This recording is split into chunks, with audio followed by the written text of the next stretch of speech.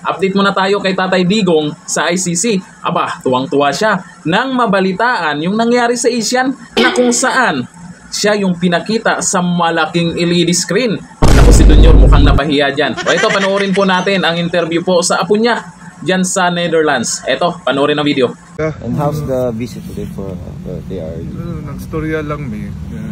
Ako gi-share siya ha tong niadtogod si BBM sa ASEAN unya ang mga picture niya ni gawas.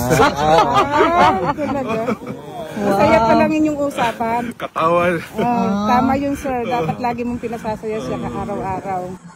Kahit paano, may good news po tayo dyan sa kalagayan po ni Tatay Digong sa ICC. Yang kasing video na nag-viral ay ayaw pag-usapan ng mga anti-Duterte yan.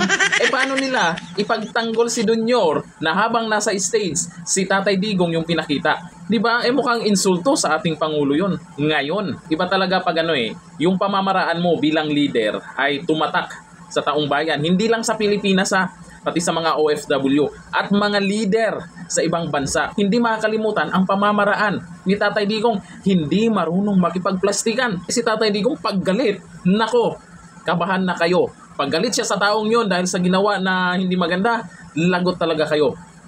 Yan ang tumatak sa taong bayan. Kaya nga pansin nyo, maraming tumatawag sa kanya na Tatay. Tatay Digong. Sa dami ng naging presidente, napapansin nyo, si Tatay Digong lamang ang gustong ibalik siya or hinahanap yung pamamaraan niya. Kaya malamang itong anak na si BP Sara Duterte gusto talaga ng bayan. Pansin nyo sa kahit saang survey, kahit sa live mismo ng mga vlogger ay hindi naman masasabing edited yun. BP Sara pa rin ang gusto nila. Iba kasi talaga pag yung leader ay may tapang. Hindi yung tapang-tapangan lang pero sa resulta ng ginawa, ala din. Diba? Iyak-iyakan pero ala din.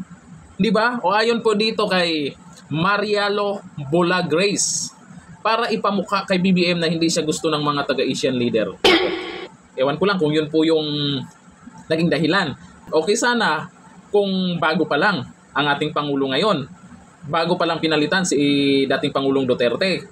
Possible hindi na update yung sa screen. Pero naman, ilang taon na, 3 taon na mahigit. Tapos, yun pa yung nangyari. Ayaw pag-usapan ng mga anti-Duterte yan. Sabi ni Evangeline, ang ibig sabihin, gusto ng Asia si XPRRD. Sabi ni Cora TV, tatay siya ng mga Pilipino, ramdam kasi ang tunay na malasakit, hindi plastic. Ako, totoo talaga yan. Kung galit si Tatay Digong noon, may mga kinakabahan na. Alam nyo yung mayaman na negosyante hindi nagbabayad ng tax.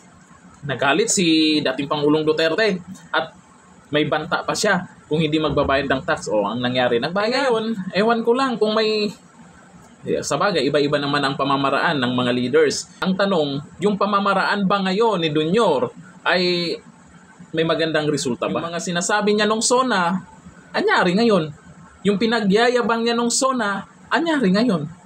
Ala na. Kaya siguro sa survey, akalain mo hindi man lang siya makadikit sa Vice President sa resulta ng survey mula noon, ngayon, at malamang lalo na bukas. Hanggang dito na lang. Thank you. Bye.